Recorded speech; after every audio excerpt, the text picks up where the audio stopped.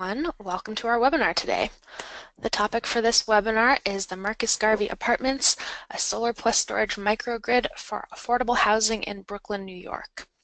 We have some excellent speakers with us on the line today, and I will pass this over to them in just a moment. But before we get started, I would like to go over a few quick housekeeping notes. All of our attendees for this webinar are in listen-only mode. You have a couple of options to join the audio portion of this webinar. You can either call in using your telephone or you can connect using your computer mic and speakers. And there will be information on your screen depending on which option you choose with some instructions. If you'd like to minimize the webinar console that you see, you can click on the little orange or red arrow that we have circled here. That also works to expand the webinar console if you'd like to view the recording full screen. A very important note, we ask that everyone please submit questions as you think of them throughout the webinar by typing them into the question box on the webinar console and hitting send. We will be reading through the questions as they come in, and we will answer as many as we can as time allows at the end of the webinar. We'll try to save about 15 minutes. But we do have a lot of people on the line. We're expecting to get a lot of questions, so don't wait until the very end to submit your question. Type it in when you think of it. A final note, this webinar is being recorded, and we will send you a copy of the webinar recording within about 24 or 48 hours. We'll also be posting the recording and the slides on our website at resilient-power.org. So with that, I am going to pass it over to the first of our speakers for this webinar, Seth Mullendore. Seth is a project director here at Clean Energy Group, and he will be kicking things off. Thank you very much, Sam, and thank you to everyone for joining us today. We're going to have a really great webinar, number of great speakers. So I'm just going to give you a really brief introduction about who we are. This is being brought to you by Clean Energy Group. We're a national nonprofit working across the board in clean energy technology, innovations in finance, and working towards advocating for policy solutions that can expand the deployment of clean energy solutions. We are a completely foundation-funded organization, and you can see our generous supporters here. We also have a sister organization called the Clean Energy States Alliance, and that is a membership organization of organizations that manage state-level energy funds, clean energy funds at the state level. So this webinar today is brought to you by Clean Energy Group's Resilient Power Project. So you can go on to the next slide, please. The Resilient Power Project has been operating for about 3 years now. It really came in the wake of Superstorm Sandy, and was meant as a way to increase access and awareness of clean energy solutions for resilient power applications, supporting low-income and other vulnerable communities.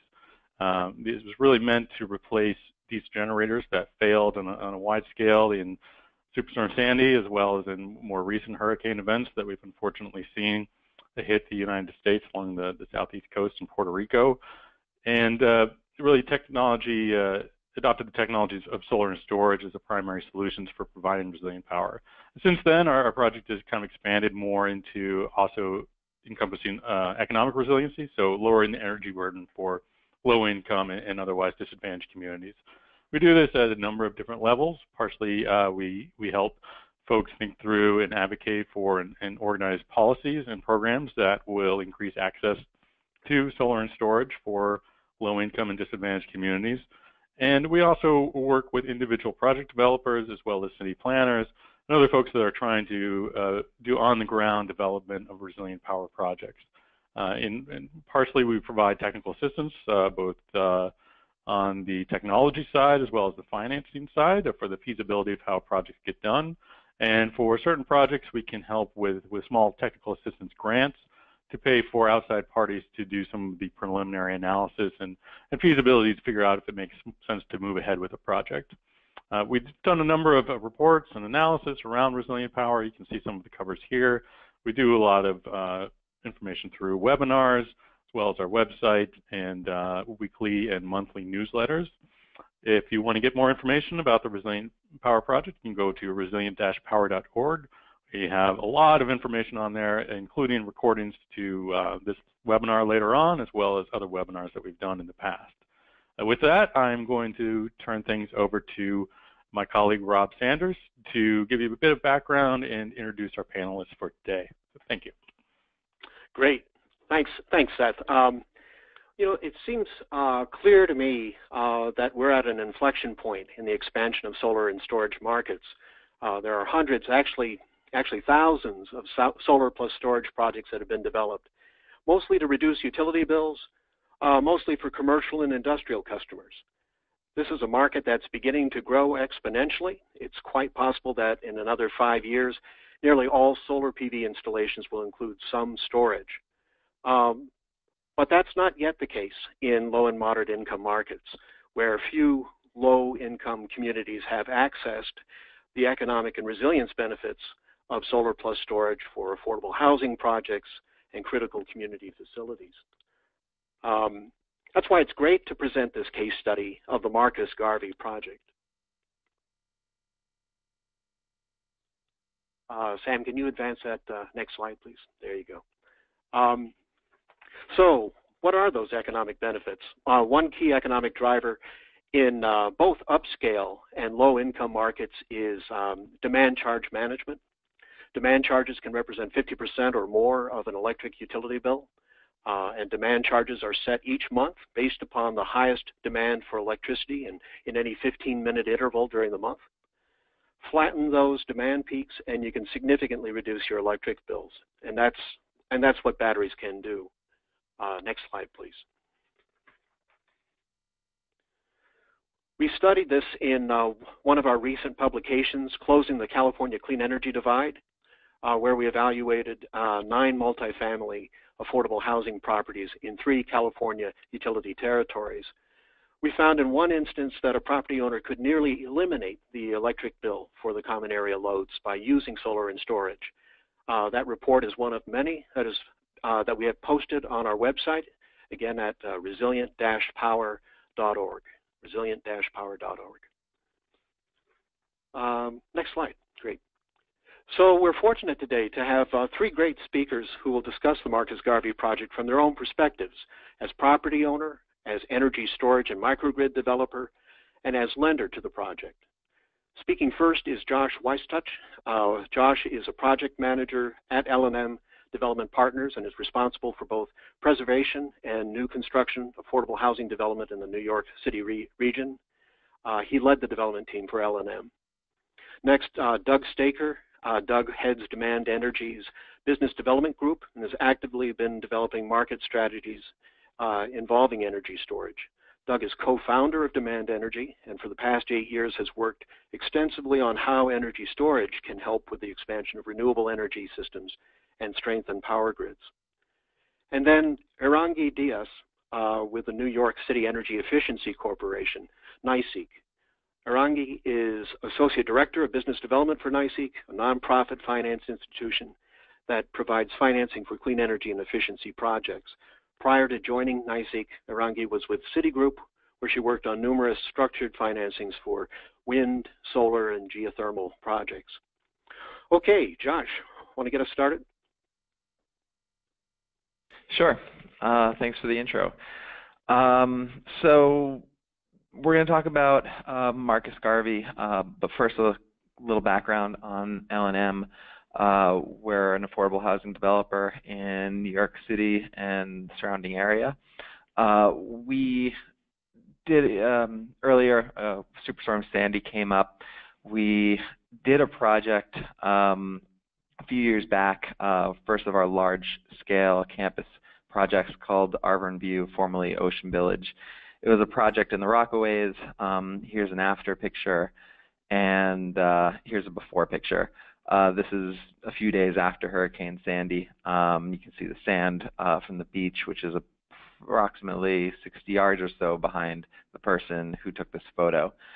So we went in and did a variety of upgrades. It was a $60 million job that took place between 2012 and 2014. This was a 1,100 unit complex, and in the past 5 years, we've done about 5,000 plus units of preservation work. And again, here's an after photo of kind of a glimpse of what we do. And here's another before and after photo. So a few years, soon after we converted this project, we started work on Marcus Garvey. That's a 625 unit complex that, oops, I just minimized my screen. 625 unit complex, 50% project-based, Mitchell-Lama. Everything is affordable below the 60% AMI level. We did about $50 million in construction hard costs, and that includes new kitchens, new bathrooms, upgrades to the facade and envelope, which you can see in that image, upgrades to the landscape, which I'll show you in a moment, new mechanicals, and a complete replacement of the electric feeder system. And it's important to note that there's one Con Ed point of entry, and the project is master metered, which means the tenants don't pay any part of their electric bill. And the project is also heated electric. So in the cooling and heating periods, you've got a huge electric demand. So here's a courtyard and the upgrades we made to the landscape. As you can see, we try and activate the spaces. It wasn't in great shape when we came there. A lot of physical distress as well as economic distress. We also improved security, lighting enhancements, a lot of LED lighting, other efficiency upgrades within the units with Energy Star appliances and low flow fixtures. Important to note is the infrastructure. Because of that one Con Ed point of entry, we had an infrastructure that had private electric feeders running throughout the property that the solar was not possible given the state of the electric infrastructure. So we had to do an upgrade of that infrastructure, and that comprised of all 8 blocks of buildings. As you can see, the dark lines in the top left of your screen is where that Con Ed point of entry is, and then it runs across underneath the MTA trains and to all the building's house panels. It runs at a high voltage and is stepped down at each individual panel. So that was a big undertaking that we took on as part of the rehab, and had to go into the right of way of the city streets, which was another huge undertaking. And then that takes us to the solar, the fuel cells, and the battery. So part of the solar financing was with the low-income housing tax credits that we clumped together with the solar credits. You've got 7 city blocks of low-rise townhouse-style buildings. There's a lot of ability to put solar on with very little shading. So here's the site plan. You've got the fuel cell next to where the Con Ed point of entry is and where the feeders all come out of. So the fuel cell was an easier execution, whereas the battery is across the street under the MTA line. And that was a little more difficult, but because we were doing an electric feeder upgrade, it made sense to add the extra conduit, and when the batteries were ready to be installed, they were able to pull their feeders right into the switchgear room. The solar was installed by Bright Power. It's a 400 kilowatt system. We started operations in December 2016. We've got panels on 70% of the roofs of the complex. And also it's connected to 1 meter. So if there's not demand in one building, the solar from the roof of that building will go to the path of least resistance where there is demand. Second, we've got the fuel cells. which was a bit trickier to install because it was the first in a residential zoning area. So we had to toe the line between building distance and yard property line distances. That was designed and installed by Bloom Energy.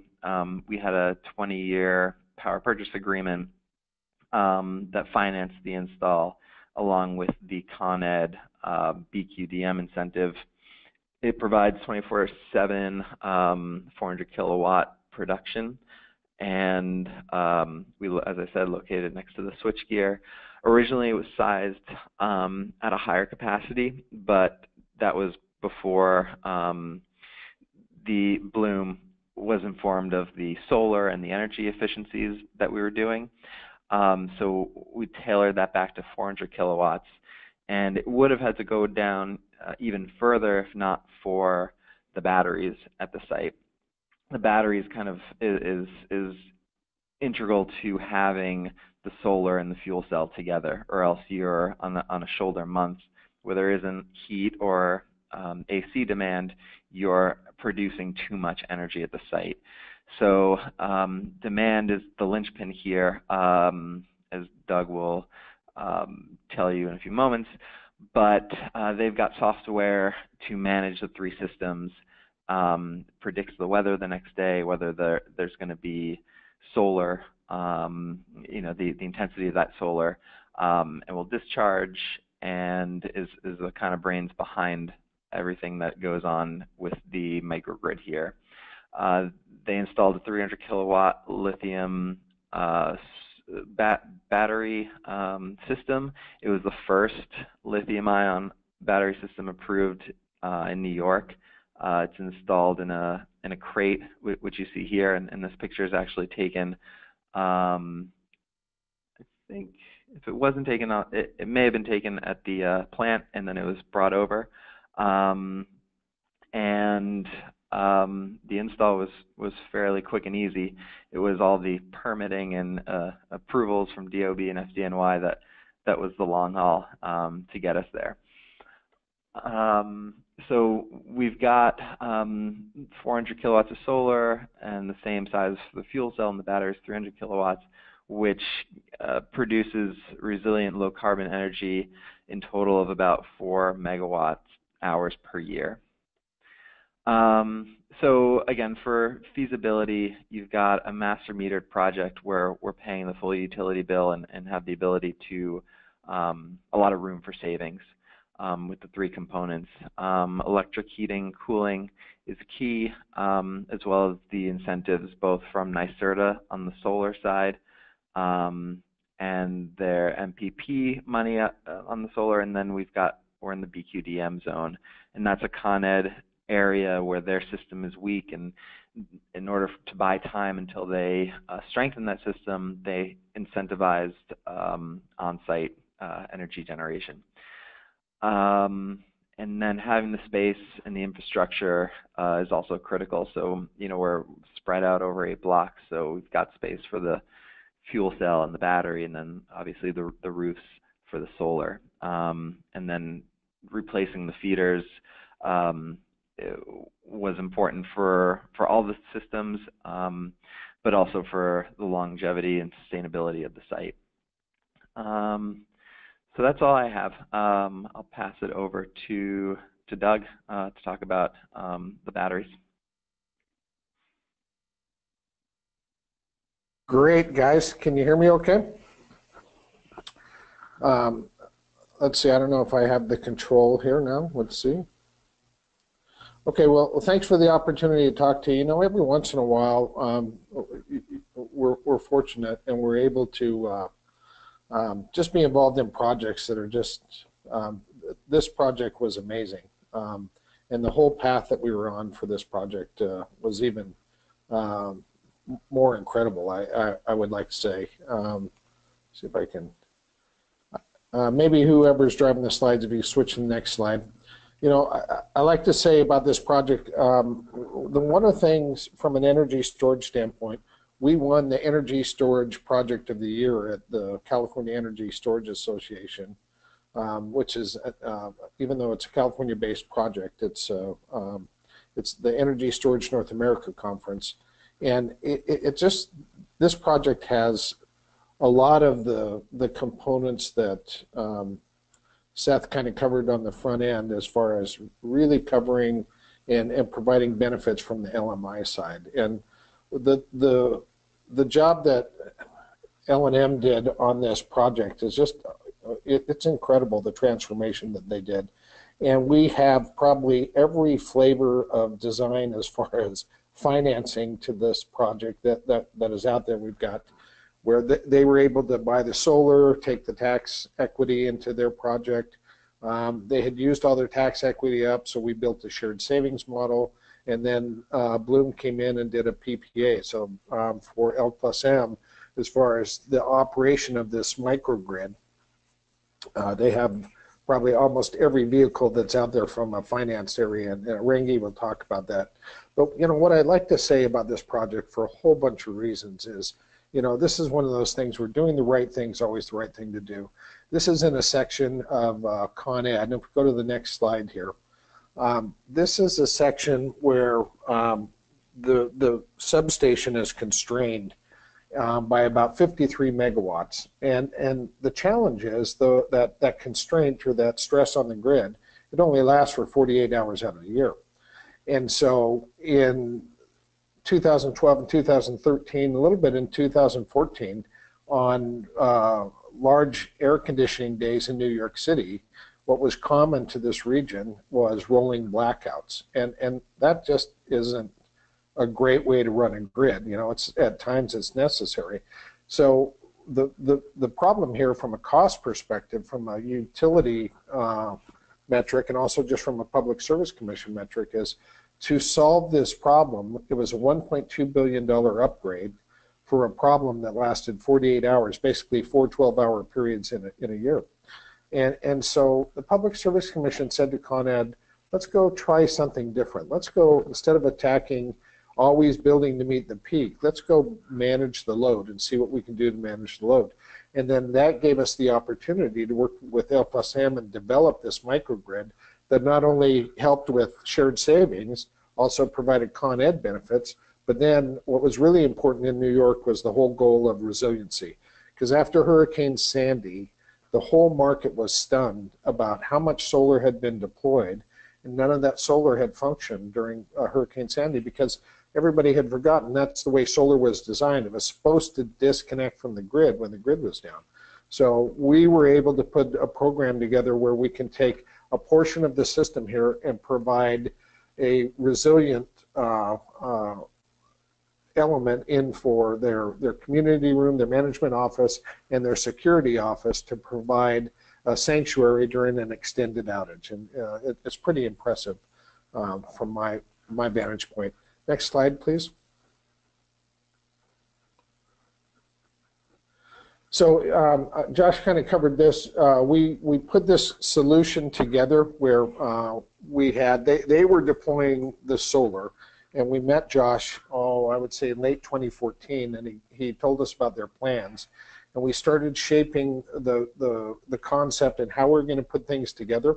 And so we thought, look, this is a perfect case, because out in this region of New York City, the grid peaks from 7 at night to 11 p.m., which is out of phase with when the solar production is. So we looked at how do we take that solar production, absorb it during its peak operating time, and time shift it to help flatten the load, which is in the winter, it's about a 3 megawatt load, and in the summer it's about 1.5 megawatt load from air conditioning. And Con Ed was very interested in us in flattening that load during the critical power days in the summer, but also we're able to shape and manage that load to drive savings in their overall energy bill, their distribution bill from Con Ed, and optimize their energy supply bill. And then just to prove how serious Con Ed was about solving the problem out there, they brought in the idea of the fuel cell, which has done a nice job of stripping out base load. That fuel cell runs 24/7 and provides a great opportunity for just reducing the overall load in the area and helping reduce the impact of residential load in this neighborhood. But then the solar and storage system work in tandem to provide flexibility and load shaping when needed. Next slide, please. So when we look at the value behind this system, fundamentally what we're able to provide to L+M is as was outlined on the front end of the webinar here, demand charge management is critical. In New York City, it can make up 50% of the consumption bill there, and it's very important as far as just helping find balance in the operation of the local grid, which then, because of the nature of the load out in this part of the region, it's very difficult to find large loads that you can manage and provide flexibility with. And so this facility, 625 apartments, all master metered, and that 1.5 megawatt peak load in the summer was an ideal site to be able to leverage the load relief and to enroll in the incentive program that Con Ed had put together to get us to manage on critical power days the load reduction necessary. So we will reduce the load basically from 8 p.m. to midnight is the area that we had subscribed to. And we get called on those events when the forecast for the overall Con Ed load is at 92% of the forecasted summer peak. And then some of the other things that we're able to do in our cost sharing model with L+M is to look at their day ahead hourly pricing. And there's other programs that we can roll in, the NYCEEC Winter DR program, and there's another Con Ed emergency relief program known as the DLRP.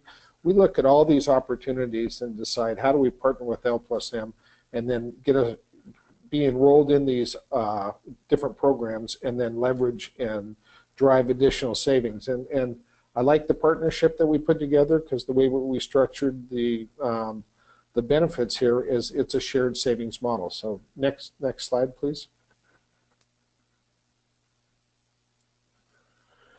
So in the shared savings model, the way that we put things together, we worked with NYCEEC, and Rangi will talk about that as far as the financing for this project. But what we were able to put together is unless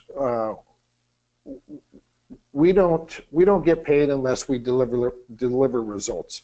And that was a great model to put together. It, I think, helped Josh and the team jump on board and be able to commit to the project. And it also incents us to collaborate and to work together because we do a split on the savings. And we've got some new opportunities coming up. There's some new rates that are becoming available in New York City, and we're going to be able to leverage that and drive our savings even further than we had projected. So it's a great way to collaborate and move these projects forward. They get the benefits of the system out there. The end user sees benefits just due to the fact that L+M's cost structure is reduced, and it's just one of those things where it's 1 + 1 = 3 sort of story. So next slide, please. And resiliency, like I said, after Hurricane Sandy, and even on the anniversary, the 5-year anniversary a couple of weeks ago, we had a big storm roll through New York, and it caused some outages in New England, up north a bit. And it just reminded everybody that the storm impact in these grid systems is problematic, and we can't forget that. So there's been a big focus. The city put an effort on looking at how to improve the resiliency. They wanted to figure out how to get solar so that it could operate during islanded operations and extended outages. And they had goals to get that put together. We were part of some working groups together with the city to understand the challenges with the permitting, the building department, the zoning department. And we were very fortunate to have just started this project, so we were able to say to the city, we have a workable project that we're going to be able to pull together and get in place ahead of the targeted deadline that you guys had put together. So resiliency is just such a hot topic. Right now people are trying to figure out what's the value of resiliency. I like to say resiliency on the days you don't need it, the value is 0, but on the days that you do need it, it's priceless. And it just provides operational support that really makes things more manageable, especially if we're going to see more of these storm-related outages. Next slide, please. So in summary, when we look at the opportunities here, lots of utilities are looking at how do they integrate microgrids into their day-to-day management of systems. Fundamentally, it allows them to provide load relief and load reduction and allow their customers to drive savings on just normal daily business. It provides load reduction during critical power days, whether they're extreme heating days or extreme air conditioning days. And it also then provides this whole opportunity for providing resiliency, and if storms are going to continue to cause challenges to the electrical grid, and to be able to build a more distributed, more resilient sort of operation throughout a city, the placement of strategic microgrids I think is very important, and it's a great opportunity. And at that, I'll pass it off to Orangi. Thank you. Great. Thank you, Doug, and hello, everybody. I'm just trying to get the slide to work here. Okay, all right. So Doug and Josh did a great overview of the project. I told you a lot about the project itself, and I'm here to tell you about the financing solution that NYCEEC provided to this project. So just a quick overview of who we are at NYCEEC. NYCEEC is a 501c3 nonprofit that was created in 2010 by the New York City Mayor's Office. Our focus is exclusively on financing clean energy and energy efficiency projects in buildings. To date, our geographic focus has been primarily the 5 boroughs of New York City. However, we recently received board approval to expand to a much wider geographic territory, covering 8 states in the Northeast, pretty much from Maryland to Massachusetts. So we're very excited about that recent development. And we like to think of ourselves as more than just a lender. We kind of like to think ourselves more as a research and development center for clean energy financing. And really what excites us most is coming up with innovative financial solutions that fill a need in the market, but that might be too new or risky or just hairy for more traditional lenders, and therefore they might be a little bit more hesitant. And really the Marcus Garvey project was an excellent example of a way that we were able to put together an innovative financial solution to a tremendously interesting project. We had a great partnership with Demand Energy and with L+M as we worked on this project, and we're really excited to tell you about the solution we put together. So with that, let me just give you a quick overview of the financing solution that we provided. And this month actually happens to be pretty much the 1-year anniversary of when we closed this deal. Important to note, we just financed the battery storage portion of this larger microgrid project. So our borrower was a special purpose entity that was created by Demand Energy solely for the purpose of financing the battery storage portion of the microgrid. The product that we provided was a construction to permanent loan financing. We lent a total loan amount of $1.25 million, which mostly covered the entire cost of the project. In terms of the term of our loan, it was a total term of 10.5 years with a construction period of 6 months. And as far as security went, what security we had was really what was owned by the special purpose entity, which was mostly the battery system as well as the associated incentives and other contracts. So what's really important, and I know Doug and Josh touched on this as well, but it's really important to sort of understand the key revenue streams that this project and really that this SPE had coming into it, because the revenue streams are effectively how we tailored our NYCEEC loan. So I'll go into maybe a little bit more detail than the previous speakers did on the 3 revenue streams that came into the special purpose entity. So the first was the Brooklyn Queens Demand Management Program incentives, and these are the incentives that Con Ed provides for load reduction. This amounted to 540,000 of BQDM incentives, so a very large, significant portion of the project, and really, I think without this incentive, it would have been difficult for this project to pencil out in terms of the economics. And so the 540,000 came in 3 separate installments, 70% upon commissioning, 10% in the year after commissioning, and 20% in the second year after commissioning. So that was stream number 1. Stream number 2 was demand response revenues, and this is basically payments for providing load reduction when called upon by either Con Ed or NYCEEC, the New York Independent System Operator. So this project qualified for 4 demand response programs, 2 from Con Ed, the CSRP and the DLRP, and then 2 from NYCEEC, the SCR summer and winter programs. But important to note is that while the project was qualifying for the Con Ed BQDM incentives, which is stream 1, it could not also qualify for the Con Ed demand response revenues. And that was important in us structuring the loan, and I'll talk about that in the next slide in a little bit. And then finally, the third revenue stream was peak shaving revenues, and Doug spoke about this a little earlier. Peak shaving revenues are basically just the reduction in the demand charge on L&M's Con Ed bill due to the lower peaks that were obtained due to this battery storage system.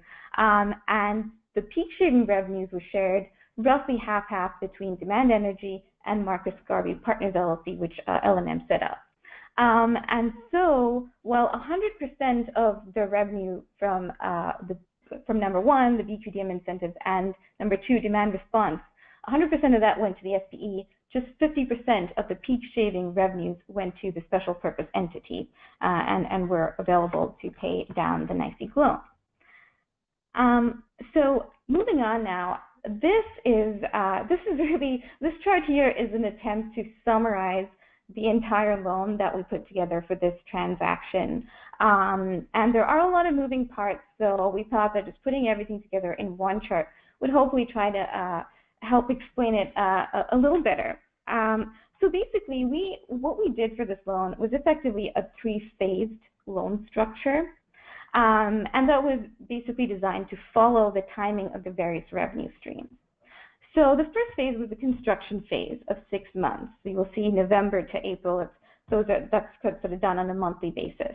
And during the construction phase, we provided a flexible draw schedule. So as construction milestones were achieved, the Demand Energy SPE drew down on our loan periodically. And then at the end of that period, the first installment of the BQDM incentive came in that was about $380,000, and that accounts for that sharp drop in the ending loan balance. So the gray line shows how our loan balance changed over time. You'll see that during the construction period, it keeps going up, up and up as the SPE draws, and then once that BQDM incentive comes in, the entire amount of the BQDM incentive came to paying down our loan as a mandatory prepayment, and that results in that sharp drop in the loan balance. So, and during the construction period, we kept capitalizing interest, so the SPE didn't owe any interest during that time. Now we move to the second stage, that is the debt service escrow accumulation stage. So during this stage, this is a 2-year period during which the remaining 2 installments of the Con Ed BQDM incentive are received. And it was, in the first year, it was a $54,000 amount, and then in the second year, about $108,000 amount. So during this period, the 2 BQDM incentives were used to pay down the NYCEEC loan. It's not as pronounced, the reduction in the loan balance, because they're smaller amounts. And at the same time, interest is still capitalizing during this period. Now, you'll notice that in this period, there is the sort of medium green and the dark green little slivers there. The medium green being the peak shaving revenue and the dark green being the demand response revenue. The reason why these revenue amounts, especially the demand response amount, is lower than it is in the next several years is because this is the time when the project is also participating in the Con Ed DQDM incentive and therefore does not qualify for the Con Ed demand response revenues. However, after April 2020, the project qualifies for all 4 of its applicable demand response revenues, and that's why you can see the dark green becoming much more prevalent, and there being a constant stream of dark green in the 3rd phase, which is the amortization phase. And during the amortization phase, once we have the steady stream of revenue coming in from peak shaving and demand response, that's when we start amortizing the loan. Principal and interest is paid down gradually, and we close out the loan at the end of 2027. So hopefully that helps just give an overview of the entire financing. And then moving on, this is the last slide I have. And basically, every financing has its ending. And this ending actually came sooner than we expected, because a couple months after the battery system was successfully installed by Demand Energy, and they did a really great job of installing it in time and getting the Con Ed incentive, Demand Energy was then bought by Enel. Enel paid down our loan, and so it's a story that ended happily. So just in summary, and just so you know, NYCEEC did also publish a case study on this entire transaction, going over pretty much what I spoke about here in a little bit more detail, and that is available on our website for anyone who wants to look at that. But just in summary, basically this transaction required a structured sort of 3-phase approach due to the timing of the various streams of revenues that were received by the SPE. Definitely the biggest challenge that we faced in underwriting this project was really the uncertainty of revenues, particularly the demand response and even the peak shaving revenues are subject to potential future price fluctuations. And so when we did our financial modeling, we kind of had to bake in some haircuts, because there was potential for prices to change in the future, and there's just no certainty on this. These aren't contracted cash flows. So that was one thing. And then the other concern that we had was also just construction delays during the 6-month construction period. If there were significant delays and issues, it might have jeopardized the receipt of the BQDM incentives, which of course didn't happen in this case. But that was a concern that we kind of had as we were thinking about financing this and structuring it. And so just in summary, this was a great partnership that we had with Demand Energy, L+M as well. We are really happy to have done this, which is certainly our first financing of a battery storage system, and we hope it serves as a template for many more similar transactions, and really we look forward to a very robust market for battery storage financing in the future. And with that, I will turn it over to Seth, I believe. Yes, thank you very much, Renge, and thank you everyone. I'm really impressed with the amount of information we got through there in a reasonable amount of time. So we have a good amount of time left for questions. We have had a lot of questions come in, and so I'm going to have to be a bit selective in which ones I choose. If anybody has remaining questions, please do reach out to our presenters or reach out to us directly at Clean Energy Group, and we'll make sure to direct your inquiry to the proper party to get that answered for you. So we're going to start off with there were a few questions about the resiliency side of the system. So this may be Josh or Doug, you can answer these questions. One was about the survivability. How is the system designed so that it can handle things like the high winds of a hurricane or the severe flooding that occurred during Sandy? So the panels are fairly low. Their wind isn't really an issue because there isn't a lot of shade. So the panels can survive winds. We're set pretty deep in Brooklyn. So Sandy came and went and didn't really affect this area since it's landlocked as far as New York City boroughs go. And then as far as the resiliency, maybe Doug, do you want to talk about the islanding that you did?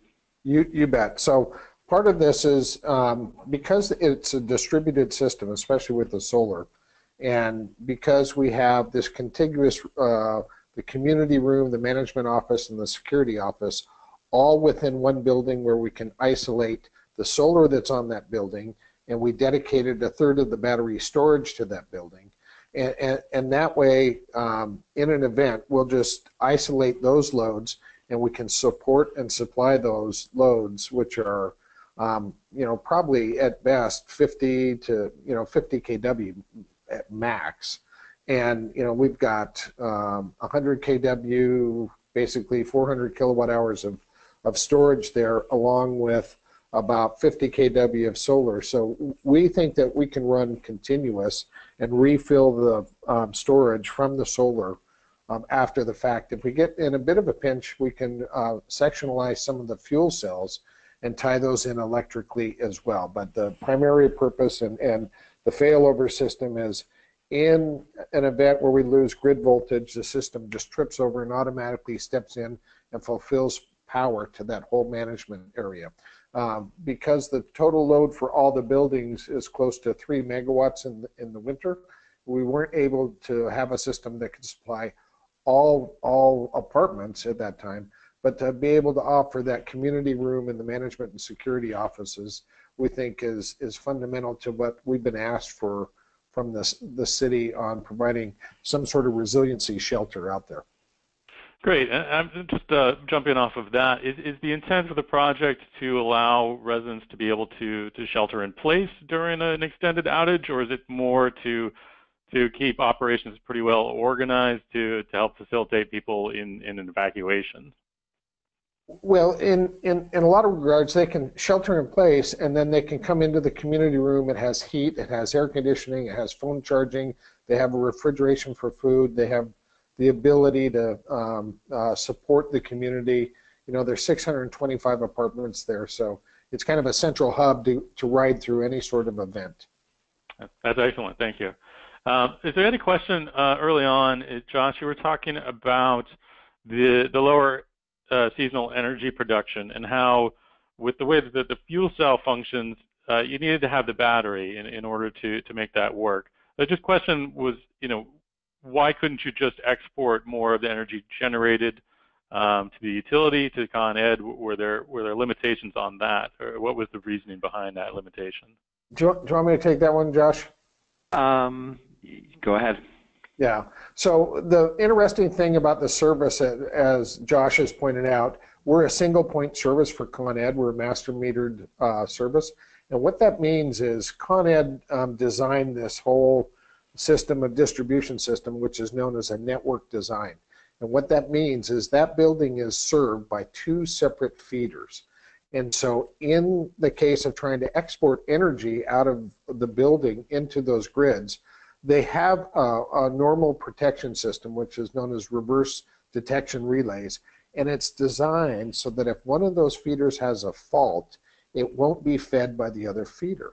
So we're restricted just through our interconnection permitting to push any energy into the grid because it's complex to get them to override their protection system. And we're okay with that in that we have the operational capability of doing that. It's just in the shoulder months when the load drops away and we've got that fuel cell running full power and we've got a good, crisp, cool day and the solar is producing real well, we start to approach that point.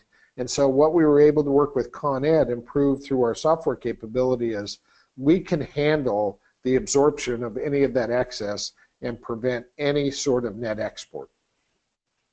Okay, great. Yeah, that's a great answer. Thank you. Some questions about the safety considerations and requirements. On one side, on the utility side, what sort of protections were required by the utility to protect its workers during a grid outage? And then on the fire department side, I know this is a big issue in New York. What kind of fire protection systems were required to get approval for the fuel cells and battery storage system? Well, from the utility protection standpoint, when we go through the interconnection process, we have to prove to them and show them all of our islanding capability. So we basically have a very fast transfer switch that if we detect just a sag in the voltage, we'll kick over and isolate that operation. And then we don't go back to the grid until we see grid support for, I believe we're set at about 30 minutes of time. So we're very careful, and we've done a lot of work with the Con Ed Interconnection Group, and really a lot of kind of forward collaboration with them to make sure that we were achieving what we wanted to from a resiliency standpoint and keeping grid workers safe from that perspective. In regards to the fire safety with lithium in New York, we have had a long collaboration with the fire department, and this project, we did a lot of work with them to figure out what was going to be best. What the fire department actually was very enthused to work with us to figure out what was going to be the safest deployment here. And so what we put together is we have a dry chemical system that's in the container, but then we also created what we call a deluge system with them. And it's in case all the safety systems fail and the dry chemical system fails to deliver, they can pull up and plug in with a pumper truck and be able to just flood the container if things were out of control. And what we had said with the fire department was that, look, nobody wants to have an accident. That's the farthest thing that we need in this emerging market. So we worked very collaboratively with them to put something together they were comfortable with, we were comfortable with, and quite frankly, the fire department wasn't the long pole in the tent. It was some of these antiquated zoning requirements where our setbacks off of the property lines, had we been a piece of air conditioning equipment, it wouldn't have been a problem. But since battery storage wasn't defined as a approved piece of equipment, we had to respect the conditional setbacks and the side lot setbacks. And that's really what took the most time to get things approved on the project. Interesting. Well, I applaud all the effort that went into that. I know a lot of folks are happy to see some projects actually getting installed in New York City, and hoping that helps more projects come along in its wake. So good job on that side. Josh, I imagine this is a question for you. We had a couple of folks asking about the heating source for the building, and if technologies like on-site geothermal was considered at all, or if the fuel cell is being at all used for heating the buildings. Sure. The heating is tough there. Buildings that were built in the early 70s, I like to call it the projects flipped on their side instead of the towers in the park. They ran it along the whole avenue, and as a result, you don't have that vertical style building that's good for a large central plant. You have all these sideways piping, and then everything would go down. So I think to resolve that, the initial building plan was electric heat. And there's no central area that's kind of underground that's big enough to house a cogen. So we did look at alternatives, and the best thing we could come up with was, instead of just coiled heat, we do an oil-based heating system, oil-filled heating system, sorry, and we also put in energy controls in each unit, so the tenant has the ability to change the temperature within a set limitation, and also in vacant units when there's a central control system where we could dial the heat down in an energy saving measure.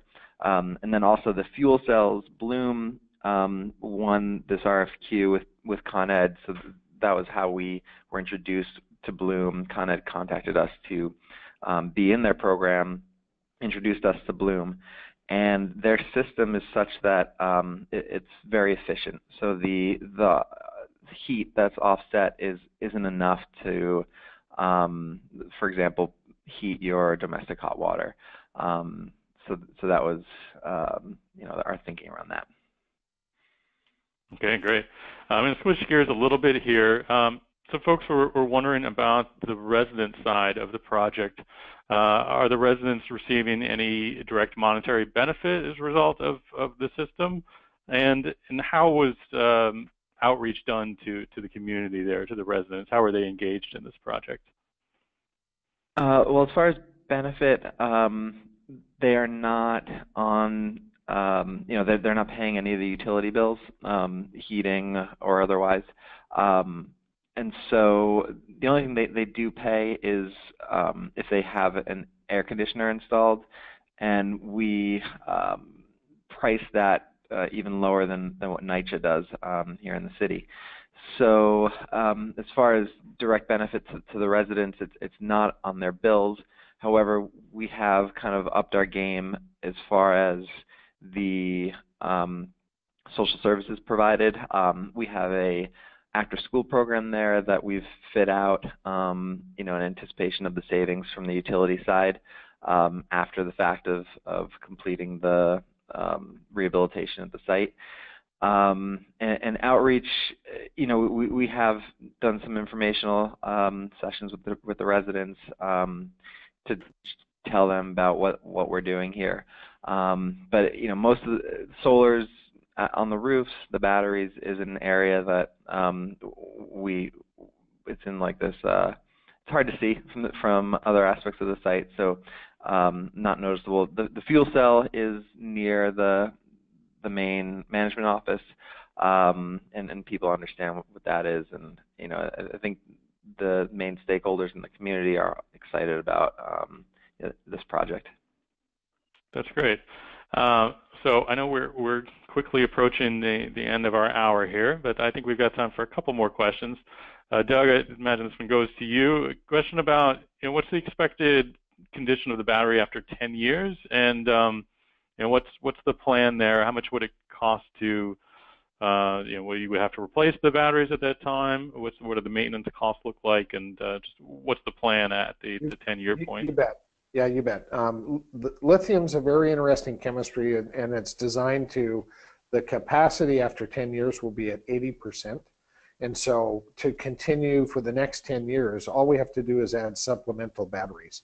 And in some regards, at some point, it'll make sense to just change out those batteries. If you think about where battery cost is right now, battery cost is approaching quickly about $200 a kilowatt hour. In 10 years from now, I think it'll easily be half of that. So by the time those batteries start to lose 20% of their capacity, we should be able either to supplement or replace with a battery that'll give us, I would say, 15 years of life at a very practical replacement cost. Great. Another battery question with regards to resiliency. How do you ensure that there's enough battery capacity there when you're participating in demand response events or other activities that will use the battery capacity, or is that not an issue with the fuel cell generation? Well, it's a great question, and part of that is just into our operational parameters. At certain times, we'll put in a certain level of state of charge to say, never let this drain down to a certain level. But that's the beauty of these microgrids, is we have other sources out there, and typically what we would see is to be able to recharge the next day from either the solar or from the fuel cell. Great. Okay, so I'm actually going to do one last question here. I'm going to direct this to Arangi, so you know that there are some people interested in the financing side as well. Question about the BQDM, the Brooklyn Queens Demand Management Program, being a major component of the revenue stream. One, what are the implications for replication of this type of program and this type of incentive for this? And would a similar project be feasible without that funding stream or a similar type of funding stream? Mm-hmm. So, I mean, yes, the sort of approximately $500,000 of the BQDM incentive was a very significant portion of this transaction. We did a lot of diligence on making sure that we were comfortable with how Demand Energy would be achieving commissioning within 6 months, because otherwise, as I said during the presentation, it could jeopardize the chances of us receiving that incentive. Now, that incentive currently is just provided in the BQDM area. Brooklyn, Queens, this is just a certain specific geographic area. I think Doug showed that in his presentation that this applies to. And if this incentive is not there for a similar project but in a region where it is not there, that could impact the economics pretty significantly. However, keep in mind that the peak shaving revenues for this SPE were just 50%, roughly 50% of the total. So while maybe the BQDM incentive might go away or be less, a project could be structured potentially where more of the peak shaving revenue could come into the SPE, whereas in this case it was just 50%. So there are ways to structure a transaction depending on the incentives involved. It's hard to say exactly until you kind of look at the numbers, of course. And Rob, I would just add that I think the industry is really starting to look at this whole concept of what they call non-wires alternatives.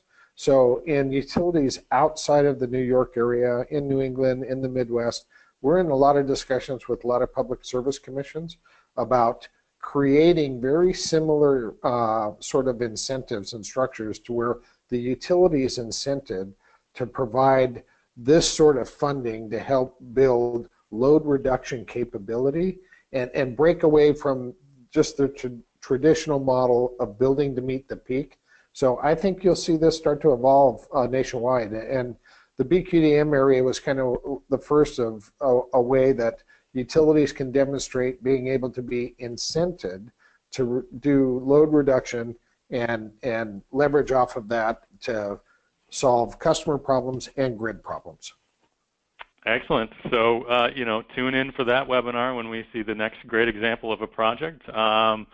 We'll have you guys all back, whoever's involved in that, and hopefully we'll have the same folks tune in, because I think Doug's right. We're going to see more projects like this appearing in more places.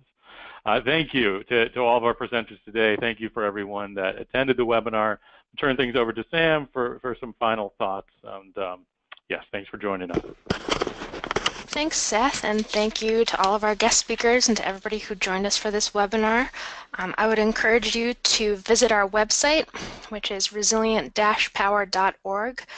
We have a lot of webinars coming up throughout the year and next month as well. So visit our website, stay tuned for upcoming webinars. We have a lot of information resources on the website as well that might interest you.